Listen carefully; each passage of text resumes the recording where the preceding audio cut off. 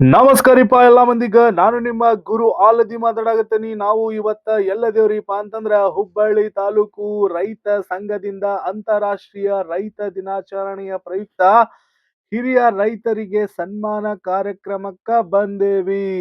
ದೋಸ್ತ್ರ ಎಲ್ಲರಿಗೂ ನೋಡ್ರಿ, ಇಲ್ಲಿ ಸರ್ವರಿಗೂ ಸುಸ್ವಾಗತ ಅಂತ ಎಷ್ಟು ಚೆನ್ನಾಗಿ ಬೋರ್ಡ್ ಹಾಕ್ಯಾರ.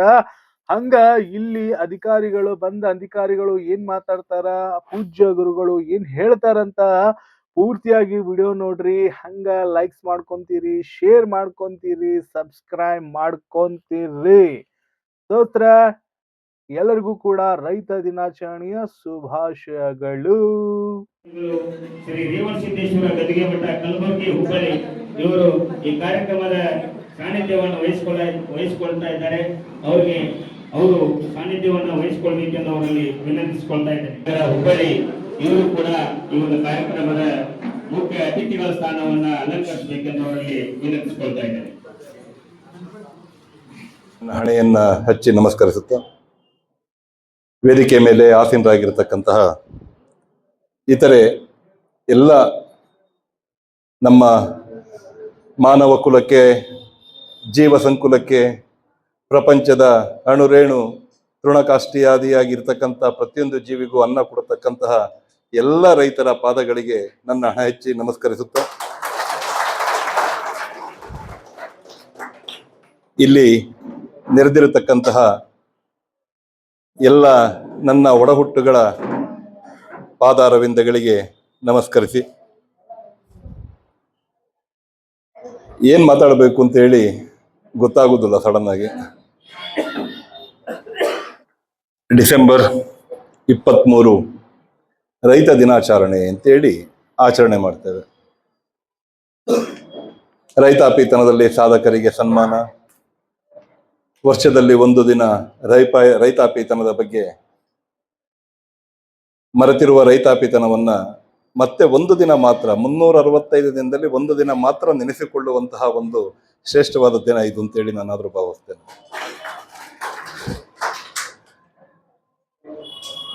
ಜಗತ್ತು ಓಡ್ತಾ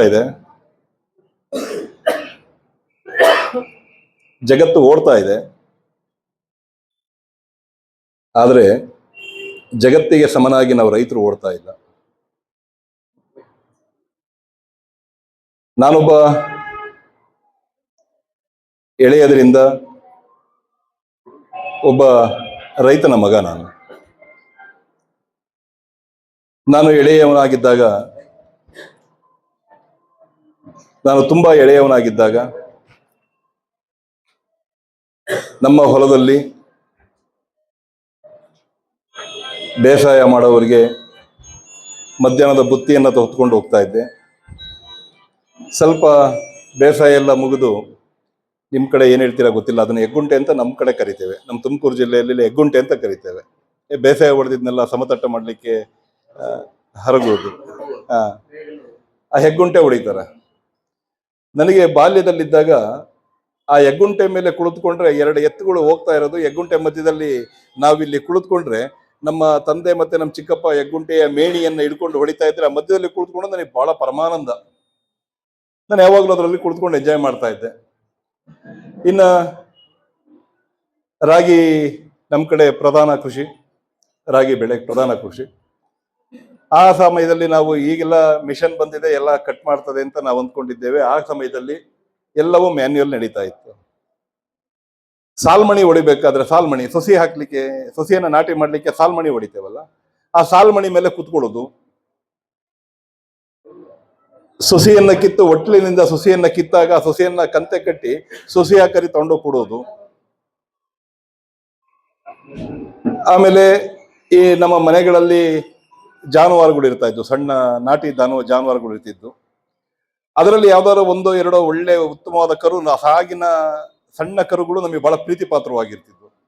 ಬೇರೆ ದನಗಳಿಗೆ ನಾವು ತಗೊಂಡು ಹೋಗ್ತಿದ್ರು, ಆ ಕರುಗಳಿಗೋಸ್ಕರ ಹೊಲದಲ್ಲಿ ಹುಲ್ ಕಿತ್ಕೊಂಡು ಹೋಗುವಂಥದ್ದು, ಹುಲ್ ಕಿತ್ಕೊಂಡೋಗಿ ಆ ಕರುಗಳಿಗೆ ತಿನ್ಸೋದು. ಹೀಗೆ ನಮಗೆ ಬಾಲ್ಯದಿಂದಲೂ ಕೃಷಿ ಅನ್ನೋದು ಆಸುವಕ್ಕಾಗಿ ಬಂದಾಯ್ತು.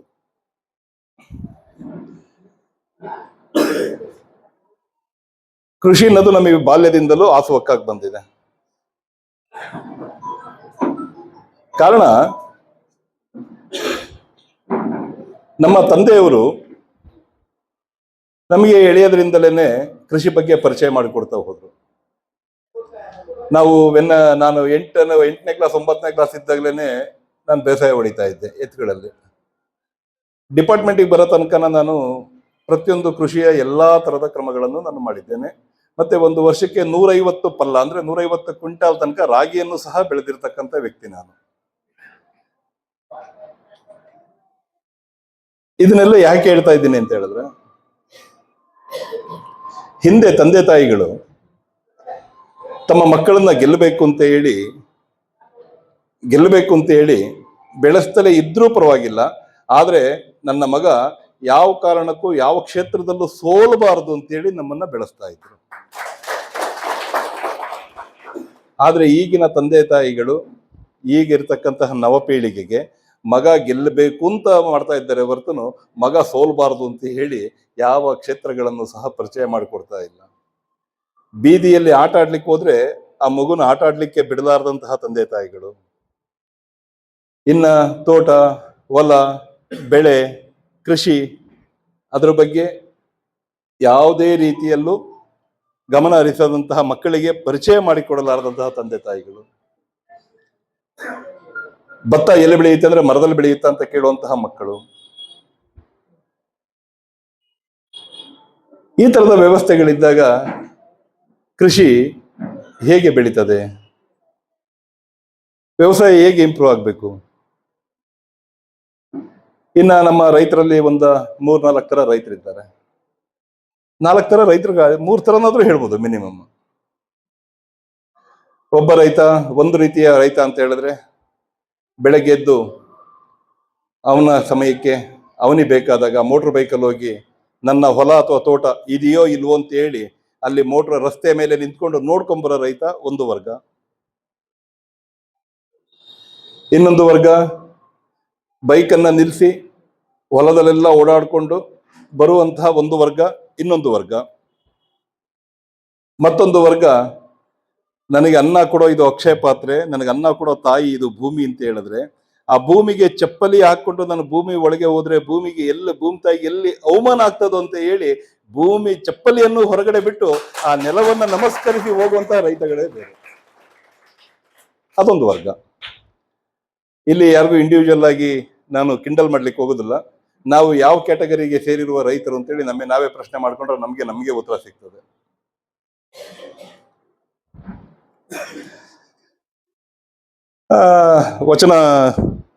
ನಮ್ಮ ವಚನ ಸಾಹಿತ್ಯದಲ್ಲಿ ಒಕ್ಕಲಿಗ ಮುದ್ದಣ್ಣ ಅಂತ ಒಬ್ರು ವಚನಕಾರರು ಬರ್ತಾರೆ. ಬುದ್ಧಿರಿಗೆ ಗೊತ್ತಿರ್ಬೋದು ಒಕ್ಕಲಿಗ ಮುದ್ದಣ್ಣ ಅಂತ ಹೇಳಿ. 770 ಜನ ಶರಣರಲ್ಲಿ ಒಬ್ಬ ಒಕ್ಕಲಿಗ ಮುದ್ದಣ್ಣ ಅಂತ ಒಬ್ಬ ಶರಣ ಬರ್ತಾನೆ. ಅವನ ಕಾಯಕ, ಅವನ ಹೆಸರಲ್ಲೇ ಇರುವ ಹಾಗೆ ಒಕ್ಕಲ್ತನ. ಅವ ಒಂದು ವಚನವನ್ನ ಬರೀತಾನೆ,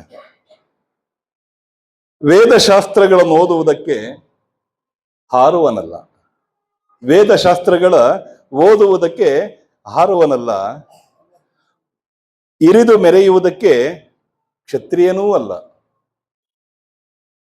ವ್ಯಾಪಾರಂ ದ್ರೋಹ ಚಿಂತನಂ ಎಂದು ನಸಿಸುವುದಕ್ಕೆ ವೈಶ್ಯನೂ ತಾನಲ್ಲ,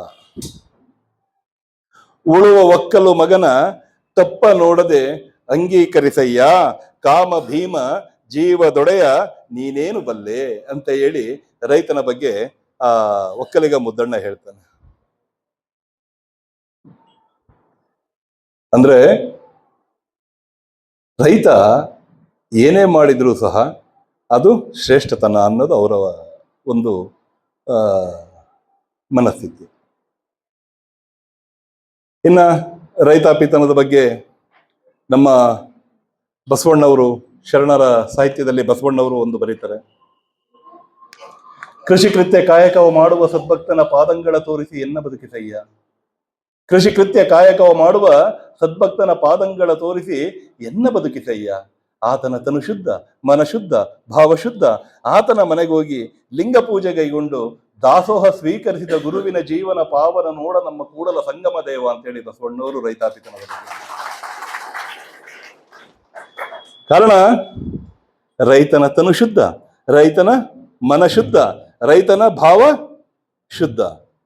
ಎಲ್ಲದರಲ್ಲೂ ಶುದ್ಧತೆಯನ್ನ ಕಂಡಿರತಕ್ಕಂತಹ ಒಂದು ಯಾವುದಾದ್ರೂ ಒಂದು ಉದ್ಯೋಗ ಅಂತ ಇದ್ರೆ ಅದು ರೈತಾಪಿತನ ಮಾತ್ರ. ಇನ್ನ ಕುವೆಂಪುರವರು ತಮ್ಮ ನಮ್ಗೆಲ್ಲ ನಾಡಗೀತೆ ಒಂದಿದೆ ಅಲ್ವಾ, ಕುವೆಂಪುರವರು ಬರೆದಿರೋದು. ಎಂತ ಬರೀತಾರೆ ನೋಡಿ: ನೇಗಿಲ ಹಿಡಿದು ಹೊಲದೊಳು ಸಾಗುವ ಉಳುವ ಯೋಗಿಯ ನೋಡಲ್ಲಿ, ಫಲವನ್ನು ಬಯಸದೆ ಅತಿ ಸುಖ ಗಳಿಸದೆ ದುಡಿಯುವನು ಗೌರವ ಕಾಶಿಸದೆ. ರಾಜ್ಯಗಳಳಿಯಲ್ಲಿ ರಾಜ್ಯಗಳದೇ ಉದಿಸಲಿ, ಹಾರಲಿ ಗದ್ದಿಗೆ ಮುಕುಟಗಳು, ಮುತ್ತಿಗೆ ಹಾಕಲಿ ಸೈನಿಕರೆಲ್ಲ, ಬಿತ್ತುಳುದವ ಬಿಡುವುದೇ ಇಲ್ಲ. ನೇಗಿಲ ಕುಳದೊಳಗಡಗಿದೆ ಕರ್ಮ, ನೇಗಿಲ ಮೇಲೆಯೇ ನಿಂತಿದೆ ಧರ್ಮ. ಇವತ್ತಿನ ಜಗತ್ತಿನ ಎಲ್ಲಾ ಧರ್ಮಗಳು ನಿಂತಿರೋದು ರೈತನ ಕುಳದ ಮೇಲೆ. ಜಗತ್ತಿನ ಧರ್ಮಗಳಲ್ಲಿ ನಾನು ಶ್ರೇಷ್ಠ, ಆತ ಕನಿಷ್ಠ, ನಾನು ಹೇಳಿದ್ದೆ ಸರಿ, ಆತ ಸರಿ ಇಲ್ಲ ಅನ್ನ ಹೇಳುವ ಎಲ್ಲಾ ವ್ಯವಸ್ಥೆಗಳಿಗೂ ಸಹ ಜೀವ ಕೊಟ್ಟಿರೋದು ಅನ್ನ ಕೊಟ್ಟ ರೈತ ಮಾತ್ರ.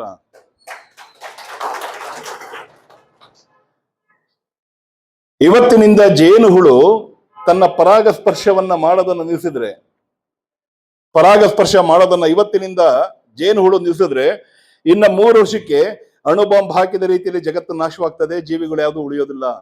ಜೇನುಹುಳದ ಕ್ರಿಯೆ ಅಷ್ಟು ಮಹತ್ವದ್ದು. ಇನ್ನ ರೈತ ಇವತ್ತಿನಿಂದ ನೇಗಿಲ ಕುಳವನ್ನ ಭೂಮಿಗೆ ಇಡದೆ ಕೃಷಿಯನ್ನ ಮಾಡದೆ ನಿಲ್ಸಿದ್ರೆ ಇವತ್ತಿನಿಂದ ಇನ್ನ 4 ವರ್ಷಕ್ಕೆ ಜಗತ್ತಲ್ಲಿ ಯಾವ ಜೀವ ಸಂಕುಲನೂ ಉಳಿಯೋದಿಲ್ಲ. ರೈತನ ಕೆಲಸ ಅಷ್ಟು ಶ್ರೇಷ್ಠವಾದ್ದು. ಆದ್ರೆ ನಾವು ರೈತರು ಏನ್ ಮಾಡ್ತಾ ಇದ್ದೇವೆ? ನಮ್ಗೆ ಬೀದಿಯಲ್ಲಿ ಸಿಗೋ ಫಾಸ್ಟ್ ಫುಡ್ ರೀತಿಯಲ್ಲಿ ನಮಗೂ ಇನ್ಸ್ಟೆಂಟ್ ಬೆಳೆಗಳೇ ಬೇಕು. ಇನ್ಸ್ಟೆಂಟ್ ಬೆಳೆಗಳು. ಹಟ್ಟಿ ಗೊಬ್ಬರ ಮಾಡ್ಲಿಕ್ಕೆ ಮನಸ್ಸಿಲ್ಲ, ಮತ್ತೆ ಸಮಯ ಹಿಡಿತದೆ. ಹಸಿರೆಲೆ ಗೊಬ್ಬರ ಮಾಡ್ಲಿಕ್ಕೆ ನಮ್ಗೆ ಯಾರಿಗೂ ಮನಸ್ಸಿಲ್ಲ, ಸಮಯ ಕಷ್ಟ ಆಗ್ತದೆ.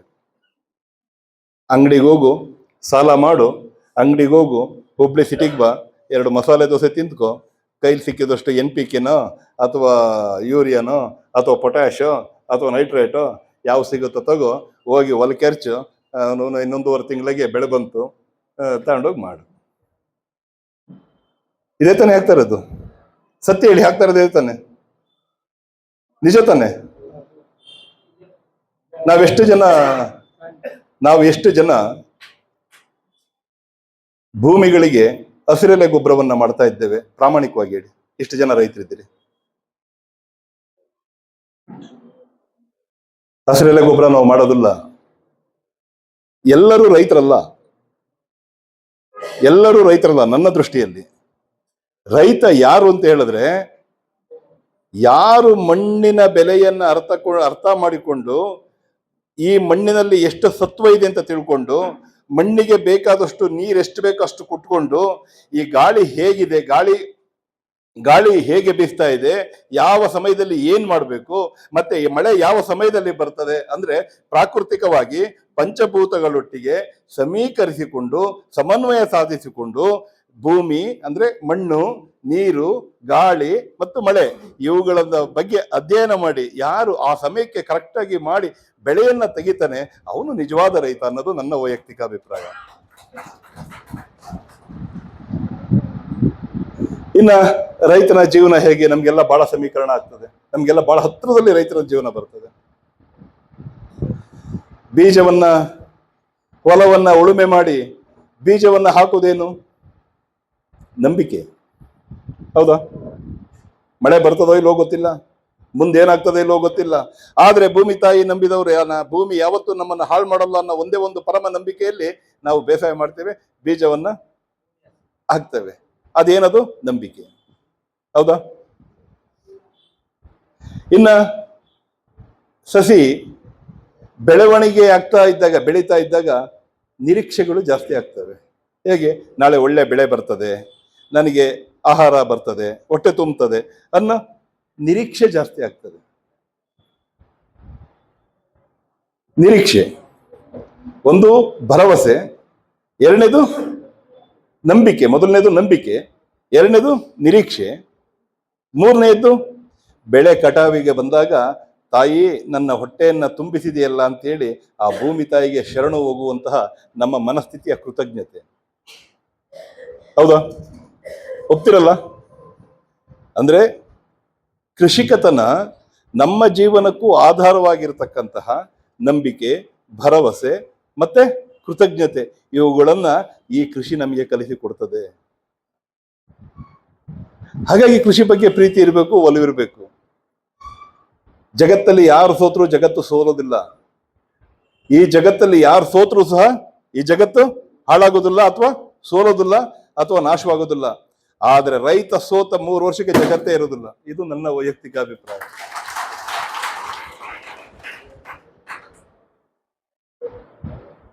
ಸರ್ಕಾರದಿಂದ ಬೇಕಾದಷ್ಟು ಸವಲತ್ತುಗಳು ಸಿಗ್ತವೆ. ಸ್ವಲ್ಪ ಅಧ್ಯಯನಗಳನ್ನು ಮಾಡಿ.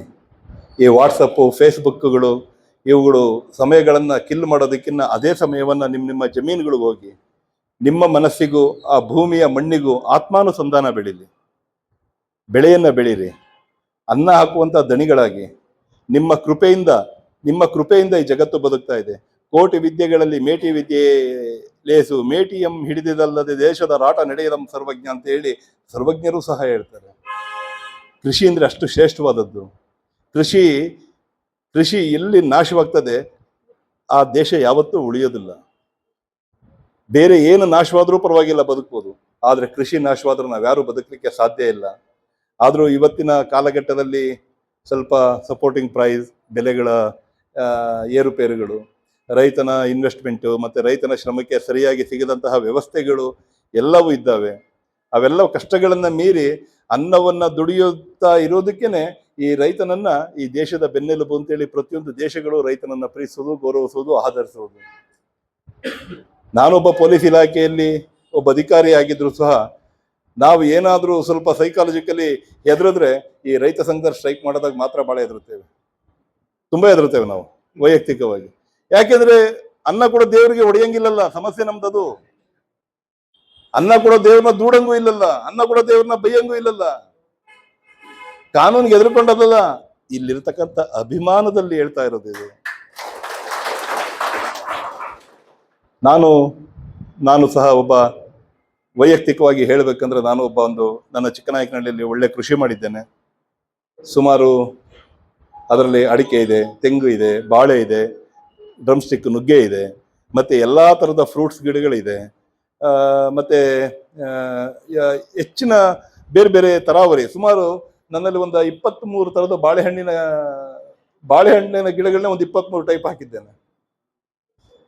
ಬಾಳೆ, ಗಾಳಿ ಬಾಳೆ, ಕಬ್ಬಾಳೆ, ಹಿರೇಪುಟ್ಟು ಬಾಳೆ, ಕಿರೆಪುಟ್ಟು ಬಾಳೆ, ಬಿಳಿ ಪುಟ್ಟು ಬಾಳೆ, ಕೆರೆಪುಟ್ಟು ಬಾಳೆ, ಕೊಡವೆ ಬಾಳೆ, ಆಮೇಲೆ ಕಮಲಾಪುರದ ಕೆಂಪು ಬಾಳೆ, ಪಚ್ಚು ಬಾಳೆ, ಆಮೇಲೆ ಕೇರಳದೊಂದು 3 ಟೈಪು. ಈ ತರ ಅಂದ್ರೆ ಕೃಷಿ ಅಂತ ಹೇಳಿದ್ರೆ ಇದೆ ಸೈಂಟಿಸ್ಟ್. ಕೃಷಿಕ ಅಂದ್ರೆ ಒಬ್ಬ ಸೈಂಟಿಸ್ಟ್, ಕೃಷಿಕ ಅಂದ್ರೆ ಒಬ್ಬ ಇಂಜಿನಿಯರ್, ಕೃಷಿಕ ಅಂದ್ರೆ ಒಬ್ಬ ಕವಿ ಇದ್ದಾಗೆ. ಕೃಷಿಕ ಇಂಜಿನಿಯರ್ ಹೇಗೆ ಒಂದು ಲೈನ್ ಹೊಡೆದ್ರೆ ನೀಟಾಗಿ ಅದೇ ಲೈನಕ್ಕೆ ಹೋಗಿ ಯಾವ ಬೆಳೆ ಯಾವ ಸಮಯಕ್ಕೆ ಏನ್ ಮಾಡ್ಬೇಕು ಅನ್ನೋದು ಗೊತ್ತಿರೋದ ಕೃಷಿಕನಿಗೆ ಮಾತ್ರ ಅವನು ಇಂಜಿನಿಯರ್. ಹೌದಾ?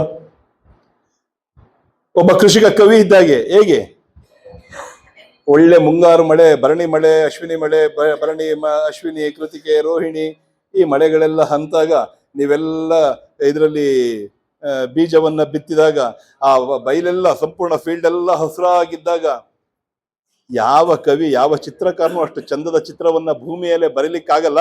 ಅದು ರೈತರ ಮಾತ್ರ ಬರೇನು. ಹಾಗಾಗಿ ರೈತ ಕವಿನೂ ಹೌದು, ಚಿತ್ರಕಾರನೂ ಹೌದು. ಇನ್ನ ಜಗತ್ತಿಗೆ ಅನ್ನ ಕೊಡ್ತಕ್ಕಂತಹ ಪುಣ್ಯಾತ್ಮ ರೈತ. ಅವನು ದೇವರಿಗೆ ಸಮಾನ. ಅವನ ಬಗ್ಗೆ 2 ಮಾತೇ ಇಲ್ಲ.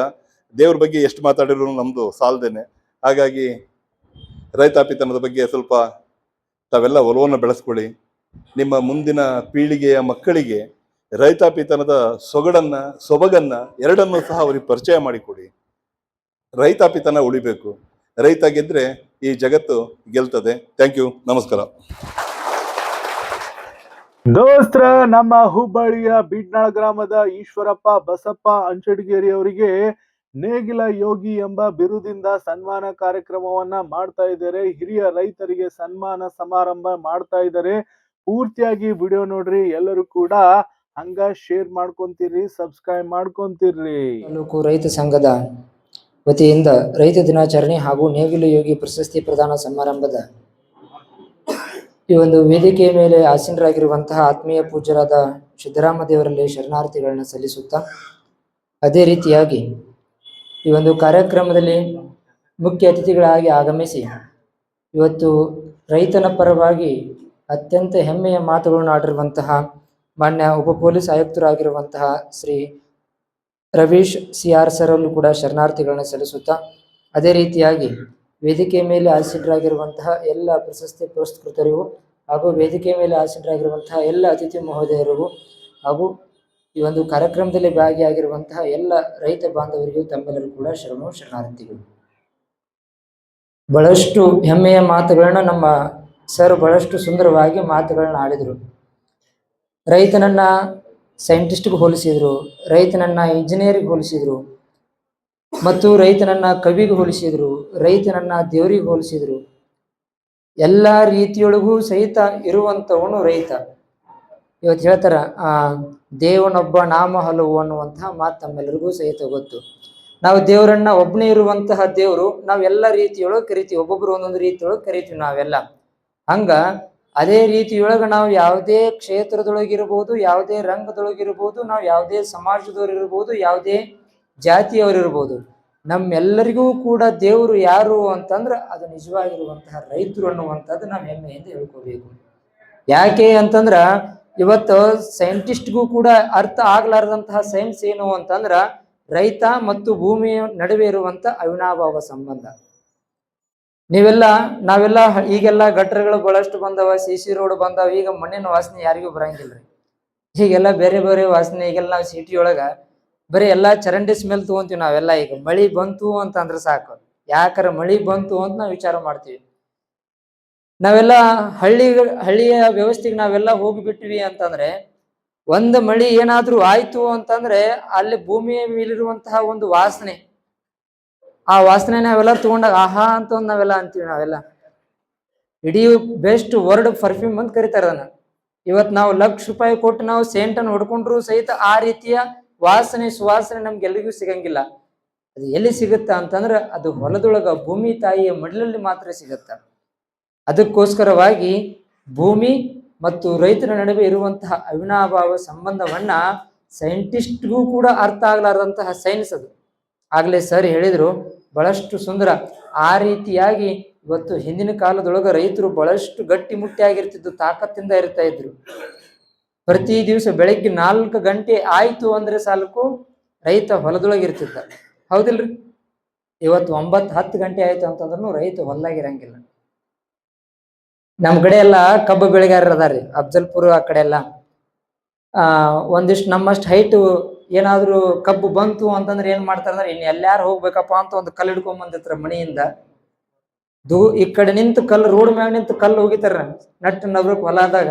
ಅಲ್ಲೇನ್ರಿ ನೀರ್ ಸೌಂಡ್ ಬಂತಂದ್ರೆ ಓಹೋ ನೀರು ತುಂಬೈತಿ ಅಂತ ತಿಳ್ಕೊಂಡು ಮೋಟರ್ ಬಂದ್ ಮಾಡ್ಕೊಂಡು ಹೋಗ್ಬಿಡ್ತಾನ. ಈಗಿನ ಕಾಲದ ಪರಿಸ್ಥಿತಿ. ಆದ್ರೆ ನೀವ್ ಹಂಗ ಮಾಡ್ತಾರ, ನಗಾಕತ್ತಾರ. ಯಾಕ? ನಮ್ ಸರ್ ಬಹಳಷ್ಟು ಸುಂದರ. ಈಗಿನ ಕಾಲದ ಮಕ್ಕಳಿಗೆ ಆಕಳಂದ್ರೆ ಗೊತ್ತಿಲ್ಲ, ಸಗಣಿನ ಹೆಂಗ್ ಯಾವ ರೀತಿ ಉಪಯೋಗ ಮಾಡ್ಬೇಕನ್ನುವಂತ ಗೊತ್ತಿದ್ದಿಲ್ಲ, ಗೋಮೂತ್ರವನ್ನು ಯಾವ ರೀತಿ ಗೋಮೂತ್ರ ಮುಟ್ಟಾಕ ಈಗಿನ ಕಾಲದ ನಾವೆಲ್ಲ ಯುವಕರು ಅಂಜಾಕತ್ತೀವಿ, ಅಸಹ್ಯ ಪಡಾಕತ್ತೀವಿ. ಯಾಕ ಅಂತಂದ್ರ ನಮ್ಮ ಮಕ್ಕಳಿಗೆ ಅದರಲ್ಲಿಂದ ಇರುವಂತಹ ತಾಕತ್ತು ನಮ್ಗೆ ಯಾರಿಗೂ ಸಹಿತ ಗೊತ್ತಿಲ್ಲ. ಈಗ ಯುವ ಪೀಳಿಗೆಗೆ ಹೋಗಿ ನೀವು ಕೇಳ್ರಿ, ಗೋಮೂತ್ರದಿಂದ ಏನೈತ್ರಿ ಹಿಂದಿನ ಕಾಲ. ಈಗೆಲ್ಲ ನೀವು ಹಳ್ಳಿ ಕಡೆ ಹೋಗ್ಬಿಟ್ರಿ ಅಂತಂದ್ರ ಇಷ್ಟು ದೊಡ್ಡ ದೊಡ್ಡ ದೊಡ್ಡ ತಿಪ್ಪಿ ಹಾಕಿರ್ತಾರ. ಅದ್ರ ತಾಕತ್ತು, ಅದ್ರ ಬೆಲೆ ರೈತರಿಗೆ ಅಷ್ಟೇ ಗೊತ್ತು. ಈ ನಮ್ಮ ಸಿಟಿ ಒಳಗೆ ನಾವೆಲ್ಲ ಗೊಬ್ಬರ ಹಾಕಿಬಿಟ್ರೆ ನಾವು ಜಗಳ ತೆಗಿತೀವಿ ಬಾಜು ಮನೆಯಾಗಿದ್ದವ್ರು. ಯಾರು ಯುವಕರು ಸಹಿತ ಈ ಕೃಷಿಗೆ ಬಹಳಷ್ಟು ಮಹತ್ವವನ್ನು ಕೊಡ್ತಾ ಇಲ್ಲ. ಈಗೆಲ್ಲ ಅದು ಫ್ಯಾಷನ್ ಬಂದ್ಬಿಟ್ಟದ್ರಿ. ನಾವೆಲ್ಲ ಗೋಶಾಲೆ ತೆಗೆದ್ವಿ ಅಂತಂದ್ರ ಒಬ್ಬರು ಬರೋದು, ಅದನ್ನ ಏನು ಬರೀ ಸೋಷಿಯಲ್ ಮೀಡಿಯಾಕ್ ಮಾತ್ರ ಒಂದೇ ಒಂದು ಸಗಣಿಯನ್ನು ಅದನ್ನು ಕೈಯೊಳಗೆ ಗ್ಲೌಸ್ ಹಾಕೊಂಡು ತೆಗೆದು ಹೋಗ್ತಾರ. ಅಲ್ಲಿ ಪರಿಸ್ಥಿತಿ ಬಂದು ನಾವು ನಿಂತೀವಿ. ಆದ್ರೆ ಇವತ್ತು ನಮ್ಮ ಮಕ್ಕಳಿಗೆ ನೀವು ಏನೇ ಓದಿಸ್ರಿ, ಅವರಿಗೆ ನೀವು ದೊಡ್ಡ ದೊಡ್ಡ ಯೂನಿವರ್ಸಿಟಿಯಾಗ ಲಕ್ಷಾಂತರ ರೂಪಾಯಿ ಡೊನೇಷನ್ ಕಟ್ಟಿ ಚಲೋ ಶಿಕ್ಷಣವನ್ನ ಕೊಡ್ರಿ, ನಾನು ನಿಮಗೆ ಬೇಡ ಅನ್ನಂಗಿಲ್ಲ. ಆದ್ರೆ ನಮ್ಮ ಮೂಲ ಸಿದ್ಧಾಂತ ಯಾವುದು, ನಮ್ಮ ರೈತನ ಪರಿಸ್ಥಿತಿ ಏನು, ನಮ್ಮ ಸಂಸ್ಕೃತಿ ಏನು, ಸಂಸ್ಕಾರ ಏನು ಅನ್ನುವಂಥದ್ದನ್ನ ಮೊದಲು ನಮ್ಮ ಮಕ್ಕಳಿಗೆ ಕಲಿಸ್ಬೇಕಾಗಿರುವಂಥದ್ದು. ಆ ಕೆಲಸವನ್ನ ನಾವೆಲ್ಲರೂ ಸಹಿತ ಮಾಡಬೇಕು. ನಾವೇನಾದ್ರೂ ನಮ್ಮ ಮಕ್ಕಳನ್ನ ಇದೇ ರೀತಿ ನಾವು ಹಿಂಗೆ ಬಿಟ್ಕೊಂಡು ಹೋದ್ವಿ ಅಂತಂದ್ರೆ ಮುಂದ ರೈತ ಅಂದ್ರೆ ಯಾರು ಅಂತ ತಿಳ್ಕೊಂಡು ನಿಮ್ಮನ್ನ ಎಲ್ಲರನ್ನು ನಿಮಗೆ ಏನು ಹಸಿರು ಶಾಲು ಧೋತ್ರ ಟೆಪಿಗೆ ಅವನ್ನೆಲ್ಲ ಮ್ಯೂಸಿಯಂನಾಗ ಇಟ್ಟು ತೋರಿಸುವಂತ ಪರಿಸ್ಥಿತಿ ಬರುತ್ತೆ ನಮ್ದೆಲ್ಲ ಮುಂದಿನ ಪೀಳಿಗೆಗೆ. ಆದ್ರೆ ನಮ್ಮ ಮಕ್ಕಳಿಗೆ ಒಳ್ಳೆಯ ಶಿಕ್ಷಣ ಕೊಡ್ರಿ, ಅದರ ಜೊತೆ ಸಂಸ್ಕಾರವನ್ನು ಕೊಡ್ರಿ. ನಮ್ಮ ದೇಶದ ನಮ್ಮ ಭೂಮಿಯ ಸಂಸ್ಕೃತಿ ಏನು ಅನ್ನುವಂತಹದ್ದು ನಾವೆಲ್ಲರೂ ಸಹಿತ ತಿಳಿಸ್ಕೊಡ್ಬೇಕಾಗತ್ತ. ಒಬ್ಬ ಕವಿ ಬಹಳಷ್ಟು ಸುಂದರವಾಗಿ ಬರಿತಾನ. ಹಿಂದಿನ ಕಾಲದಲ್ಲಿರುವಂತಹ ಗಂಡ ಹೆಂಡತಿಯ ಪರಿಸ್ಥಿತಿ, ಈಗಿರುವಂತಹ ಗಂಡ ಹೆಂಡತಿ ಪರಿಸ್ಥಿತಿ ಒಂದು ಕವನದೊಳಗೆ ಬಹಳಷ್ಟು ಸುಂದರ ಬರಿತಾನ. ಆದ್ರೆ ನಾವು ಅಪ್ಡೇಟ್ ಹಾಕೊಂತ ಹೋಗಿ ನಮ್ಮ ಎಲ್ಲ ಮಣ್ಣಿನ ನಮ್ಮ ಸಂಸ್ಕೃತಿಯನ್ನು ಹೆಂಗ ನಾವು ಬಿಟ್ಟು ಹೋಗಿದೀವಿ ಅನ್ನುವಂಥದ್ದನ್ನು ಬಹಳಷ್ಟು ಸುಂದರವಾಗಿ ಹೇಳ್ತಾನ. ನಗೆಯ ಮಾತುಗಳ ಮುಖಾಂತರ ಹೇಳ್ತಾನ. ನಮ್ಮಜ್ಜ ನಮ್ಮಮ್ಮ ಮಾಡುತ್ತಿದ್ದಳು ರಾಗಿ ಮುದ್ದೆ ಗುಂಡು. ನಮ್ಮಮ್ಮ ಆರೋಗ್ಯದ ಪರಿಸ್ಥಿತಿ ನೋಡ್ರಿ ಹೆಂಗಾಗಿದೆ, ಆಹಾರದ ಪದ್ಧತಿ ಹೆಂಗಾಗ್ಯದ. ನಮ್ಮಮ್ಮ ಮಾಡುತ್ತಿದ್ದಳು ರಾಗಿ ಮುದ್ದೆಯ ಗುಂಡು, ಅದನ್ನ ತಿಂದು ನಮ್ಮಜ್ಜ ಗುಂಡು ಗುಂಡು ಅಂತ. ನೋಡ್ರಿ ನೀವೆಲ್ಲ 60-70 ವರ್ಷದವ್ರು ಮೆಟ್ಲಷ್ಟು ಚಂದ ಹತ್ಕೊಂಡು ಬರ್ತೀರಿ ನೀವು. ಈಗಿನ ನಿಮ್ಗೆ ಯಾರಿಗೂ ಮೊಣಕಾಲು ನೋವಿಲ್ಲ. ಈಗ ನೋಡ್ರಿ 30-40 ದಾಟದವ್ರಿಗೆ ಮೊಣಕಾಲು ನೋವು ಐತ್ರಿ, ನಮ್ಗೆ ಅಡ್ಡಾಡಕ್ ಬರಕ್ ಆಗಂಗಿಲ್ಲ ಅಂತ ಮಾತಾಡ್ತಾರೆ. ಈಗ ಅವಾಗಿನ ಕಾಲದ ಪರಿಸ್ಥಿತಿ ಹೆಂಗಿತ್ತು ಅಂದ್ರೆ ಆಹಾರ ಪದ್ಧತಿ ಹೆಂಗಿತ್ತು ಅಂತ ಹೇಳ್ತಾರ ಅವ್ರು. ನಮ್ಮಮ್ಮ ಮಾಡುತ್ತಿದ್ದಳು ರಾಗಿ ಮುದ್ದೆಯ ಗುಂಡು, ಅದನ್ನ ತಿಂದು ನಮ್ಮಜ್ಜ ಗುಂಡು ಗುಂಡು. ಹಿಂದಿನ ಕಾಲದೊಳಗ 100 ವರ್ಷ ಬದುಕ್ತಿದ್ರಿ. ಈಗೆಲ್ಲ ಎಲ್ಲಿಗೆ ಬಂದದ್ರಿ? 60 ದಾಟದು ಬಾಳ ವಜ್ಜ ಹೊಂಟದ. ಇನ್ನೇಗ ಇದ್ನಲ್ಲೂ ಹಾರ್ಟ್ ಬಂದು ಹೋದಾಗ್ಲೆ. ಮುಂದೆ ಹೇಳ್ತಾರ ಅವರು, ನಮ್ಮವ್ವ ಮಾಡುತ್ತಿದ್ದಳು ಬಿಳಿ ಜೋಳದ ರೊಟ್ಟಿ. ನಮ್ಮವ್ವ ಮಾಡುತ್ತಿದ್ದಳು ಬಿಳಿ ಜೋಳದ ರೊಟ್ಟಿ, ಅದನ್ನ ತಿಂದು ನಮ್ಮಪ್ಪ ಜಗಜಟ್ಟಿ ಅಂತ. ಆ ಊಟದೊಳಗ ಅಷ್ಟು ತಾಕತ್ತಿರ್ತಿತ್ತು, ಅವನ್ ಹೊಲದೊಳಗ ಅಷ್ಟು ದುಡಿತಿದ್ದ. ಮುಂದ ಹೇಳ್ತಾರ, ನನ್ನ ಹೆಂಡತಿ ಮಾಡ್ತಾಳೆ ಇಡ್ಲಿ ವಡ. ಈಗಿನ ಪರಿಸ್ಥಿತಿ ಅದು. ನನ್ನ ಹೆಂಡತಿ ಮಾಡ್ತಾಳೆ ಇಡ್ಲಿ ವಡ, ಅದನ್ನ ತಿಂದ ಆಗಿನ ಪ್ಲಾಸ್ಟಿಕ್ ಕೊಡ ಕೊಡ ಕೊಡ ಅಂತ. ಕರೆ ಇಲ್ರಿ, ಈಗಿನ ಕಾಲದೊಳಗ ನಮ್ಮ ಆಹಾರ ಪದ್ಧತಿ ಎಲ್ಲಿಗೆ ಬಂದ್ ನಿಂತದ. ಈಗ ಯಾರಿಗೂ ರಾಗಿ ಮುದ್ದೆ ಗೊತ್ತಿಲ್ಲ, ರೊಟ್ಟಿ ಗೊತ್ತಿಲ್ಲ. ಆದರೆ ಹಿಂದಿನ ಆ ಸಂಸ್ಕೃತಿ ಸಂಸ್ಕಾರ ಅನ್ನುವಂತಹದ್ದು ಬಹಳ ದೊಡ್ಡದು.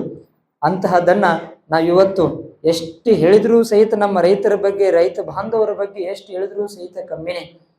ಅವ್ರನ್ನ ಎಷ್ಟು ಹೊಗಳಿದ್ರು ಹಾಡಿದ್ರು ಎಲ್ಲವೂ ಕಮ್ಮಿನೇ. ಯಾಕಂತಂದ್ರ ಅನ್ನದಾತನ ಋಣದೊಳಗೆ ನಾವೆಲ್ಲರೂ ಬದುಕಾಕತ್ತೀವಿ, ಹೊರತಾಗಿ ನಮ್ಮಿಂದ ಅನ್ನದಾತರು ಬದುಕಾಕತ್ತಿಲ್ಲ. ಆಗ್ಲೇ ಸರ್ ಹೇಳಿದ್ರು, ಇಡೀ ಜಗತ್ತೇ ಒಂದು ಸಾರಿ ನಿಂತು ಹೋಗಲ್ಲ, ಯಾವತ್ತೂ ಸಹಿತ ನಿಂತು ಹೋಗಲ್ಲ. ಒಂದೇ ಒಂದು ಸಾರಿ ರೈತ ಏನಾದ್ರೂ ಇಡೀ ತನ್ನ ಹೊಲದೊಳಗೆ ನಿಂದ್ರುವುದು ಬಿಟ್ಟು ಮನೆಯೊಳಗೆ ಕುಂತ್ನು ಅಂತಂದ್ರ ಇವತ್ತು ಜಗತ್ತೇ ನಾಶ ಆಗ ಹೋಗುತ್ತೆ, ನಶಿಸಿ ಹೋಗುತ್ತೆ. ಅಂತಹ ಶಕ್ತಿ ಯಾರಲ್ಲಿ ಐತಿ ಅಂದ್ರೆ ಅದು ರೈತನಲ್ಲಿ ಇದೆ. ರೈತ ಅಂದ್ರೆ ಅದೊಂದು ಆರ್ಮಿ ಇದ್ದಂಗೆ. ರೈತ ಅಂತಂದ್ರ ಶಕ್ತಿ ಇದ್ದಂಗ, ದೇವರಿದ್ದಂಗ. ಅಂತಹ ರೈತನಿಗೆ ನಾವು ಎಷ್ಟು ಹೇಳಿದ್ರೂ ಸಹಿತ ಕಮ್ಮಿನೇ, ಅವನು ಎಷ್ಟು ಹಾಡಿ ಹೊಗಳಿದ್ರೂ ಸಹಿತ ಕಮ್ಮಿನೇ. ಉಣ್ಣುವ ತುತ್ತಿನೊಳಗ ನಾವು ಯಾವ ರೀತಿ ನಾವು ಊಟ ಮಾಡ್ತಿರ್ತೀವಿ, ಆ ಪ್ರತಿಯೊಂದು ಅನ್ನದ ಅಗಳದ ಮೇಲೆ ನಮ್ಮ ಹೆಸರು ಬರೆದಿರ್ತಾನಂತ ಒಂದು ಶ್ಲೋಕದ. ಆದ್ರೆ ನಾನು ಹೇಳ್ತೀನಿ, ಪ್ರತಿಯೊಂದು ಅನ್ನದ ಅಗಳದ ಮೇಲೆ ಯಾರ ಹೆಸರು ಇರುತ್ತಂದ್ರೆ ರೈತನ ಹೆಸರು ಮಾತ್ರ ಇರುತ್ತೆ, ಹೊರತಾಗಿ ಉಣ್ಣವನ ಹೆಸರು ಯಾವತ್ತೂ ಇರಂಗಿಲ್ಲ. ಯಾಕಂದ್ರ ಆ ಅನ್ನದ ಅಗಳನ್ನು ಕೊಟ್ಟಂತವನು ರೈತ. ಅದಕ್ಕೋಸ್ಕರವಾಗಿ ಆ ರೈತನ ದಿನಾಚರಣೆ ಕೇವಲ ಇವತ್ತು ಒಂದು ದಿವಸ ಆಗಬಾರದು, ಪ್ರತಿ ದಿವಸವೂ ಸಹಿತ ರೈತ ದಿನಾಚರಣೆ ಆಗಬೇಕು. ಎಲ್ಲಿ ರೈತನಿಗೆ ಶೋಷಣೆ ಆಗತ್ತ, ಎಲ್ಲಿ ರೈತ ತನ್ನ ಜೀವನವನ್ನ ಸಮಾಜಕ್ಕಾಗಿ ಮುಡುಪಾಗಿಟ್ಟಣ, ಇವತ್ತು ಅವನ ಮನೆ ಪರಿಸ್ಥಿತಿ ಏನಾಗಿದೆ ನಾವೆಲ್ಲರೂ ಕೂಡ್ಕೊಂಡು ಹೋಗಿ ಆ ರೈತನನ್ನ ಇವತ್ತು ಬದುಕಲಿಕ್ಕೆ ನಾವು ದಾರಿ ಮಾಡಿಕೊಡ್ಬೇಕಾಗಿರುವಂತಹ ಪರಿಸ್ಥಿತಿ ನಮ್ಮೆಲ್ಲರಿಗೂ ಬಂದಿರುವಂತಹದ್ದು.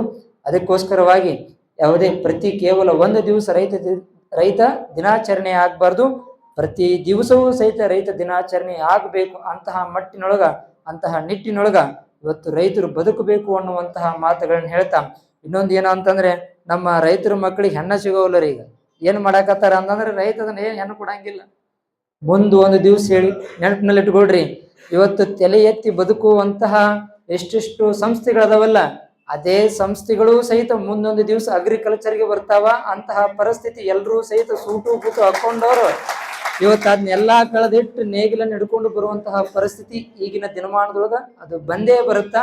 ಅದಕ್ಕೋಸ್ಕರವಾಗಿ ಇವತ್ತು ನಾವು ರೈತನನ್ನ ಬೈತಾ ಇರ್ಬೋದು, ರೈತನನ್ನ ಹೇಯಾಳಿಸ್ತಾ ಇರ್ಬೋದು, ಆದ್ರೆ ಮುಂದೆ ಅವರೂ ಸಹಿತ ರೈತರಾಗ್ತಾರ ಅನ್ನುವಂತಹದ್ದನ್ನ ತಾವೆಲ್ಲರೂ ಸಹಿತ ಅರ್ಥ ಮಾಡ್ಕೊಡ್ರಿ ಅನ್ನುವಂತಹ ಮಾತುಗಳನ್ನ ಹೇಳ್ತಾ ತಮ್ಮೆಲ್ಲರಿಗೂ ಸಹಿತ ಶುಭ ಹಾರೈಸಿ, ಸುಮಾರು 1967ರಿಂದ 68ನೇ ಇಸ್ವಿಯೊಳಗೆ ಪ್ರಾರಂಭವಾಗಿರುವಂತಹ ಈ ಒಂದು ರೈತರ ಒಂದು ಸಂಘ, ನಮ್ಮ ಕುಮಾರ್ ಸರ್ ಹೇಳ್ತಾ ಇದ್ರು, ಬಹಳಷ್ಟು ಏನು ಒಗ್ಗಟ್ಟಿನಿಂದ ಬಂದಿರುವಂತಹ ಈ ಒಂದು ಸಂಘ, ರೈತರ ಒಂದು ಸಂಘ ಇಡೀ ಕರ್ನಾಟಕದೊಳಗ ಪ್ರತಿಷ್ಠಿತ ಸಂಘ ಅಂತಂದ್ರೆ ಹೇಳಲಿಕ್ಕೂ ಸಹಿತ ತಪ್ಪಾಗ್ಲಿಲ್ಲ. ಅಂತಹ ದೊಡ್ಡ ಪ್ರಮಾಣದೊಳಗ ತಾವೆಲ್ಲರೂ ಕೂಡಿಕೊಂಡು ಒಗ್ಗಟ್ಟಿನಿಂದ ಈ ಒಂದು ವಿಶೇಷವಾಗಿರುವಂತಹ ಕಾರ್ಯಕ್ರಮಗಳನ್ನ, ರೈತರಿಗೆ ಯಾವ ರೀತಿಯ ವಿಚಾರಗಳನ್ನ, ಯಾವ ರೀತಿಯ ಸರ್ಕಾರದಿಂದ ಸವಲತ್ತುಗಳನ್ನ, ಇನ್ನು ಹಲವಾರು ಕಾರ್ಯಕ್ರಮಗಳನ್ನ ನೀವೆಲ್ಲರೂ ಸಹಿತ ಒಗ್ಗೂಡಿಕೊಂಡು ಮಾಡ್ಕೊಂಡು ಬರ್ತಾ ಇದ್ದೀರಿ ಅಂದ್ರೆ ಬಹಳಷ್ಟು ಹೆಮ್ಮೆಯ ಕೆಲಸ. ಇದೇ ರೀತಿಯಾಗಿ ತಾವೆಲ್ಲರೂ ಸಹಿತ ಕಾರ್ಯವನ್ನ ರೈತಪರ ಸಂಘಟನೆಗಳನ್ನ ತಾವೆಲ್ಲರೂ ಸಹಿತ ಮಾಡ್ಕೊಂತ ಹೋಗ್ರಿ ಅನ್ನುವಂತಹ ಮಾತುಗಳನ್ನ ಹೇಳ್ತಾ ತಮ್ಮೆಲ್ಲರಿಗೂ ಸಹಿತ ಶುಭ ಹಾರೈಸಿ, ವಿಶೇಷವಾಗಿ ನಮ್ಮ ಸರ್ ಬಹಳಷ್ಟು ಸುಂದರವಾಗಿ ಮಾತನಾಡಿದ್ರು. ನಾವಿವೆಲ್ಲ ಈಗೆಲ್ಲ ನಾವು ಪೊಲೀಸರು ಕಾಕಿ ಬಟ್ಟಿ ಕಾಣ್ತು ಅಂತಂದ್ರ ನಾವು ದೂರ ಓಡ್ತಿರ್ತೀವಿ. ಯಾಕ ಅಂತಂದ್ರ ಹಿಡಿತಾರ ನಮ್ಮನ್ನ, ಏನೇನೋ ಸೀಟ್ ಬೆಲ್ಟ್ ಹಾಕೊಂಡಿವೆ ಇಲ್ಲೋ, ಮತ್ ಬೈಕ್ನಾಗ ಹೊಂಟಿವಿ ಅಂದ್ರೆ ಲೈಸೆನ್ಸ್ ಐತಿಲ್ಲೋ, ಹೆಲ್ಮೆಟ್ ಐತಿಲ್ಲೋ ಅಂತಂದ. ಆದರೆ ನಾವು ಇವತ್ತಿಗೆ ಪೊಲೀಸರಿಗೆ ಹತ್ರ ಯಾಕೆ ಆಗ್ತಿವಿದೀವಿ ಅಂತಂದ್ರೆ ಇಂತಹ ಸರ್ ಇದ್ದಗೋಸ್ಕರವಾಗಿ ನಾವೆಲ್ಲ ಪೊಲೀಸರಿಗೆ ಹತ್ರ ಆಗ್ತಾ ಇದೀವಿ. ಯಾಕ ಅಂತಂದ್ರ ಕೇವಲ ಪೊಲೀಸರಲ್ಲ, ರೈತ ಪೊಲೀಸರಂದ್ರೂ ಕೂಡ ಆಗ್ಲಿಕ್ಕಿಲ್ಲ. ಅಂತಹ ದೊಡ್ಡ ಸೇವೆ ಕೆಲಸವನ್ನು ಮಾಡ್ತಾ ಇದ್ದಾರ. ಬಹಳಷ್ಟು ಸಂತೋಷ. ಬಹಳಷ್ಟು ಈ ರೀತಿಯಾಗಿರುವಂತಹ ಸಮಾಜದೊಳಗ ಇಂತಹ ಎಲ್ಲ ಸರ್ಗಳು, ಎಲ್ಲಾ ಕ್ಷೇತ್ರದಲ್ಲಿರುವಂತಹ ಸರ್ಗಳು ನಮ್ಮ ಇಂತಹ ವೇದಿಕೆ ಕರೆಸಿ ನಾವೇನಾದ್ರೂ ಮಾತನಾಡ್ಲಿಕ್ಕೆ ಕೊಟ್ಟಿವಿ ಅಂತಂದ್ರ ಬಹಳಷ್ಟು ಅಭಿಮಾನದ ಕೆಲಸ ಆಗತ್ತ. ಅವರು ಕೂಡ ನಮಗೆ ಹೆಲ್ಪ್ ಮಾಡ್ತಾರ ಅನ್ನುವಂತಹ ವಿಚಾರಗಳನ್ನ ಹೇಳ್ತಾ ತಮ್ಮೆಲ್ಲರಿಗೂ ಸಹಿತ ಶುಭ ಹಾರೈಸಿ 11 ಮಾತುಗಳನ್ನ ಮುಗಿಸುತ್ತೇನೆ. ದೋಸ್ತ್ರ ನೋಡ್ರಪ್ಪ, ಎಲ್ಲ ಹಿರಿಯ ರೈತರಿಗೆ ಸನ್ಮಾನ ಸಮಾರಂಭವನ್ನ ಮಾಡ್ತಾ ಇದ್ದಾರೆ. ಎಷ್ಟು ಚೆನ್ನಾಗಿ ಮಾಡ್ತಾ ಇದ್ದಾರೆ. ಹಿರಿಯ ಪೊಲೀಸ್ ಅಧಿಕಾರಿಗಳು ರವೀಶ್ ಅವರು, ಅದೇ ರೀತಿ ಪೂಜ್ಯ ಗುರುಗಳು ಏನ್ ಮಾತಾಡಿದ್ರಂತ ನೀವು ನೋಡಿದ್ರಿ. ಹಂಗ ಲೈಕ್ಸ್ ಮಾಡ್ಕೊಂತೀರಿ, ಶೇರ್ ಮಾಡ್ಕೊಂತೀರಿ. ಇಲ್ಲಿರುವಂತ ರೈತರು ಏನ್ ಮಾತಾಡ್ತಾರ ಕೇಳೋಂಬರ್ರಿ. ಈಶ್ವರಪ್ಪನವರೇ, ಹುಬ್ಬಳ್ಳಿ ತಾಲೂಕಾ ರೈತ ಸಂಘದ ವತಿಯಿಂದ ಅಂತಾರಾಷ್ಟ್ರೀಯ ರೈತ ದಿನಾಚರಣೆ ಪ್ರಯುಕ್ತವಾಗಿ ಈ ಸಮಾರಂಭದಲ್ಲಿ ನಿಮ್ಮನ್ನು ಸನ್ಮಾನಿಸಿ ಗೌರವಿಸಿದ್ದಕ್ಕಾಗಿ ತಮ್ಮ ಅಭಿಪ್ರಾಯ ಏನು? ನಿಜವಾಗ್ಲೂ ಇದೊಂದು ರೈತರ ಹುಮ್ಮಸ್ಸಿಗೆ ಒಂದು ಆಗಿರ್ತಕ್ಕಂಥ ಕಾರ್ಯಕ್ರಮ. ಇದರಿಂದ ಅವರಿಗೆ ಇನ್ನೂ ಪ್ರೋತ್ಸಾಹ ಸಿಗ್ತತಿ. ಅನಂತರ ಅವರಲ್ಲೇ ಈ ರೈತರ ಒಂದು ಕಷ್ಟದ ಬಗ್ಗೆ ಏನೋ ನೋವು ಐತಲ್ಲ, ಅದನ್ನು ಮೀರಿ ನಾವು ಬೆಳಿಬೇಕು, ಇದರೊಳಗೆ ನಾವು ಇನ್ನೂ ಹೆಚ್ಚಿನ ಪ್ರಗತಿಯನ್ನು ಸಾಧಿಸ್ಬೋದು. ಇವತ್ತು ಆಧುನಿಕತೆಯ ಸಾಕಷ್ಟು ಅನುಕೂಲ ಅದಾವು. ಅವನ್ನ ಸರಿಯಾಗಿ ಉಪಯೋಗ ಮಾಡಿಕೊಂಡು ಅದರಿಂದ ನಾವು ನಮ್ಮ ಜೀವನವನ್ನು ಸುಶಿಕ್ಷಿತವಾಗಿ ನಡೆಸುವಂಗೆ ಮಾಡ್ಕೋಬಹುದು. ಆ ಒಂದು ಉದ್ದೇಶಕ್ಕಾಗಿ ಇವತ್ತೇನು ಇವರ ಪ್ರಶಸ್ತಿ ಪ್ರದಾನದ ಕಾರ್ಯಕ್ರಮದ ಒಳಗೆ ನಮ್ಮನ್ನು ಸನ್ಮಾನಿಸಿ ನಮಗೆ ಗೌರವ ಕೊಟ್ಟು ಈ ಒಂದು ಕಾರ್ಯಕ್ರಮ ಮಾಡಿರುವುದರಿಂದ ನಮಗಷ್ಟೇ ಅಲ್ಲ, ನಮ್ಮ ಕೂಡಿರ್ತಕ್ಕಂಥ ಎಲ್ಲ ರೈತಾಪಿ ವರ್ಗಕ್ಕೂ ಸಹಿತ ಒಂದು ಹುಮ್ಮಸ್ಸಿನ ಕೆಲಸ ಅಂತ ನನ್ನ ವೈಯಕ್ತಿಕ ಅಭಿಪ್ರಾಯ. ಅದೇ ರೀತಿ ಹಿರಿಯರಿರ್ಬೋದು ಮತ್ತು ಕಿರಿಯರಿರ್ಬೋದು ಒಕ್ಕಲ್ತನದ ಬಗ್ಗೆ ಹೆಚ್ಚಿನ ಕಾಳಜಿ ತಗೊಳ್ಬೇಕು ಅನ್ನುವಂಥ ಮಾತನ್ನ ನಮ್ಮ ಪೊಲೀಸ್ ಮಹಾನಿರ್ದೇಶಕರು ರವೀಶ್ ಅವರನ್ನೋರು ಸಹಿತ ಮಾಹಿತಿ ಕೊಟ್ಟರು. ಸುಸ್ಥಿರವಾಗಿರ್ತಕ್ಕಂಥ ಒಂದು ವಿಷಯ. ಇಂದ ಬಸವಣ್ಣವ್ರ ಕಾಲಕ್ಕೂ ಸಹಿತ ಬಸವಣ್ಣವರು ಹೇಳಿದ್ರು, ಕೃಷಿ ಕೃತ್ಯ ಕಾಯಕವ ಮಾಡುವ ಸದ್ಭಕ್ತನ ಪಾದಗಳ ತೋರಿಸೆಯ ಕಾರಣ ಆತನ ತನು ಶುದ್ಧ, ಆತನ ಮನಶುದ್ಧ, ಆತನ ಭಾವ ಶುದ್ಧ, ಆತನ ಮನೆಯಲ್ಲಿ ಹೊಕ್ಕು ಲಿಂಗಾರ್ಚನೆ ಮಾಡಿದ ಗುರುವಿನ ಜನ್ಮ ಪಾವನ ನೋಡ ಕೂಡಲ ಸಂಗಮ ದೇವ ಅಂತೇಳಿ ಬಸವಣ್ಣವರು ಅವತ್ತಿನ ದಿವಸ ನಮ್ಮ ರೈತರದ ಬಗ್ಗೆ ಎಷ್ಟು ಅವ್ರದ ಅಭಿಪ್ರಾಯ ಯಾವ ರೀತಿ ಇತ್ತು ಅಂತಂದ್ರೆ ಅದನ್ನು ನಾವು ಇವತ್ತು ವಿಶ್ಲೇಷಣೆ ಮಾಡೋಕ್ಕೂ ಆಗೋದಿಲ್ಲ. ಅಷ್ಟು ಒಂದು ಮಹತ್ವಪೂರ್ಣವಾಗಿರ್ತಕ್ಕಂಥ ಒಂದು ವಿಷಯ. ಅದು ಇವತ್ತಿಗೂ ಇವತ್ತಿಗಂತೂ ಅತಿ ಅವಶ್ಯ ಐತೆ ಅದು. ಯಾಕಂದ್ರೆ ಒಕ್ಕಲ್ತನ ಎಲ್ಲರೂ ಅದರಿಂದ ದೂರ ಸರಿಯಾಗತ್ತಾರ. ಅವ ಎಷ್ಟು ತನು ಶುದ್ಧ, ಮನಶುದ್ಧ, ದೇಹ ಶುದ್ಧ ಅಂದ್ರೆ ಎಷ್ಟು ಅದು ಆರೋಗ್ಯನೂ ಇರ್ತೈತಿ, ಮನನೂ ಶಾಂತಿ ಇರ್ತೈತಿ, ಮನಸ್ಸು ಶಾಂತಿ ಇರ್ತೈತಿ, ಮನೆಯೊಳಗೂ ನೆಮ್ಮದಿ ಇರ್ತೈತಿ ದುಡಿದು ಬಂದಿಂದ ಅಂತ ಒಂದು ಕಾಯಕದ ಯೋಗ ಆ ಮನೆತನಕ್ಕೆ ಇರ್ತೈತಿ. ಅಲ್ಲೇ ಮಠದ ಗುರುಗಳು ಹೋಗಿ ಅವ್ರ ಮನೆ ಒಳಗೆ ಪೂಜಾ ಮಾಡಿದ್ರೆ ಅವ್ರು ಸಹಿತ ಅವ್ರ ಜನ್ಮ ಪಾವನವಾಕತಿ ಅಂತ ಅನ್ನುವಂಥ ಒಂದು ಮಾತು ಏನೈತಲ್ಲ, ಅದು ನಿಜವಾಗ್ಲೂ ಇವತ್ತಿನ ಮಠಾಧೀಶರಿಗೆ ಒಂದು